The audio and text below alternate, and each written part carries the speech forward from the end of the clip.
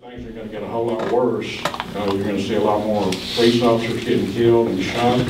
They have a lot of unsolved murders down there. If y'all pay attention to the Austin News, you'll see those in the paper. They won't say anything about them being illegal or suspected cartel members or anything, but that's what they are.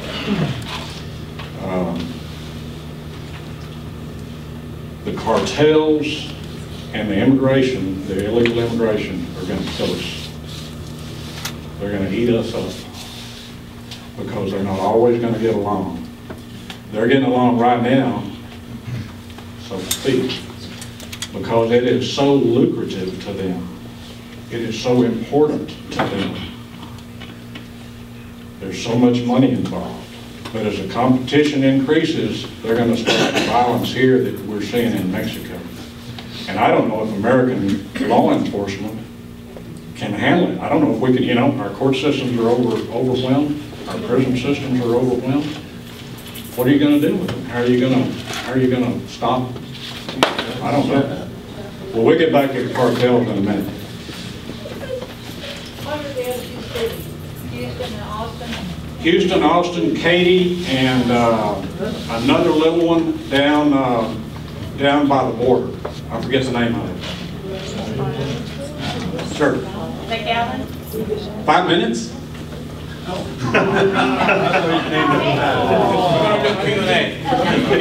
Okay, all right. All right, I'm going to say basic human rights.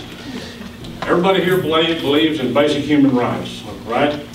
Okay, to me that also means the right of a man and woman to get married, have a family, buy a house, be secure in that house.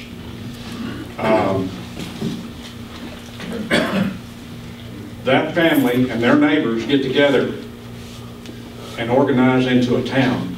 The towns get together and organize into a state, the states organize into a country. Tens of millions of illegal aliens entering a country can change that country, can destroy that society, and change it into something that it was never meant to be.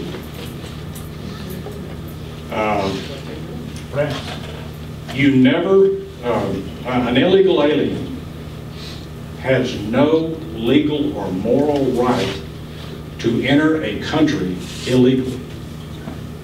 I don't have the right to enter into Mexico illegally. And God help me if I get caught doing that down there.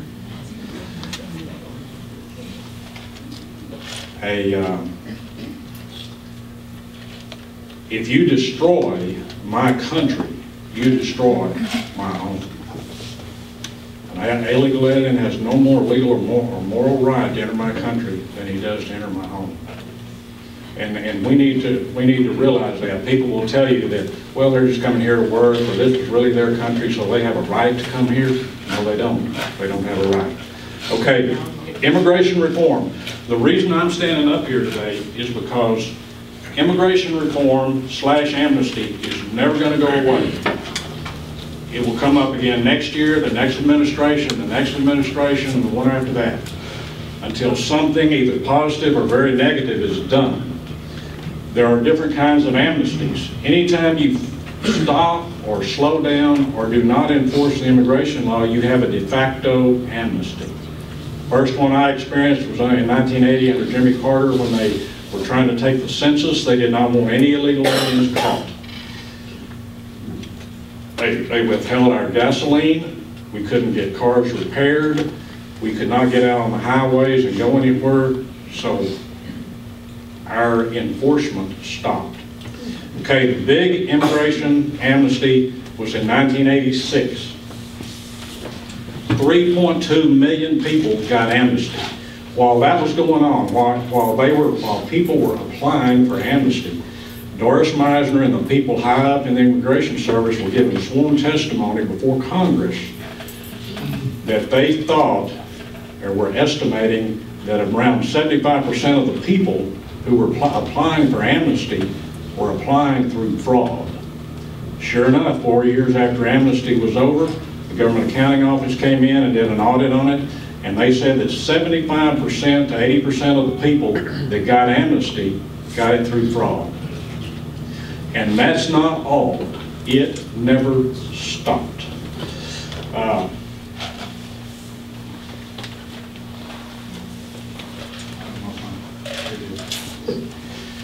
Here is a copy of a newspaper article out of Oregon. And this goes on after every amnesty. As soon as amnesty is over or the application period is over, these immigrant advocacy groups file a class action lawsuit in federal court saying that this group or that group of aliens were unfairly treated by the Immigration Service.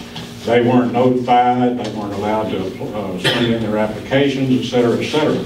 This one is from 2008, 22 years after 1986. They say it would probably affect only about 10,000 people. It could affect 500,000 people.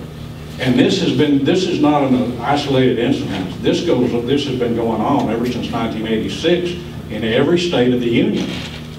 So besides that 3.2 million, how many other people have got amnesty in these last 25 years? I don't know. Nobody knows, I guess.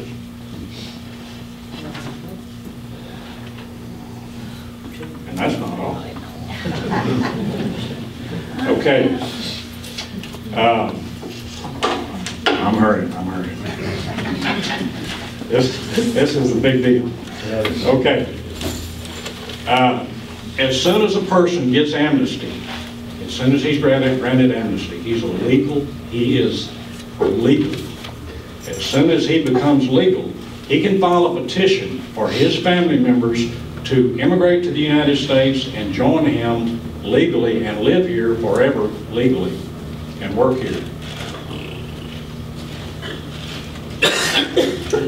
Okay, in 1986, just say that 3.2 million people got amnesty. Now, we're dealing with who knows how many. Nobody knows. There could be 30 million, there could be 40 million, there could be 50 million people here illegally. They get amnesty. It's going to be a blanket amnesty. It's going to affect everybody. Hispanics, Middle Easterners, Asians, everybody. As soon as they become legal, each person can file a petition for his family to join him in the United States. Say each one of them, and this is very conservative, has 5 family members back in the old country. And say there were 20 million aliens who got amnesty. 20 times 5 is 100 million people that could come here to the United States permanently and legally in the next 5 to 10 years. Now then, that's 100 million. Stack the original 20 on top of that, that's 120 million. I heard of an alien after this 1986 amnesty who filed petitions for between 80 and 90 of his family members to come and join him. I read a thing that said that theoretically, about the maximum number that one alien could file petitions for is 252 people. If that happens, they will be here legally. There will be, I'm going to make some predictions on any kind of amnesty legalization. It's going to be another 2,000-page bill. It's going to be a long window, at least 1 year to apply. They'll give many millions more to get here. You can get anywhere in the world. And now, in a week, if you got the money and get on an airplane, it's going to be a blanket amnesty. Remember I said about the cartels? The cartels are going to flood this country with their people because that's one less way the police can hassle them and arrest them and pick them up and disrupt their operation. You can't get criminal records out of any place south of the Rio Grande River. So there'll be no way to decide who is a criminal, who's a cartel member, etc. It won't end. An amnesty will not end for 20 years, at least. It'll keep going, just like I told you about this deal in Oregon. And then you'll have to deal with dual nationality. And then they'll put them on a fast track to citizenship and voting. They're already talking, the White House has already been talking about doing the same thing they were gonna do in California, where even though they're not citizens, they were gonna they wanted to allow them to vote, because what happened here affected them. They're gonna take it back. They can put them on a fast track to citizenship where they don't have to learn English, they don't have to know anything about our government, they don't have to answer to anybody. Just after a period of 2, 3, 4 years, whatever they decide, they're going to be a United States citizen. They're going to be a dual national. They can go back to Mexico anytime and claim their Mexican nationality and their Mexican citizenship. Who do you think they're going to be voting for? They're going to be voting for people who are going to be favorable to a foreign country, not the United States.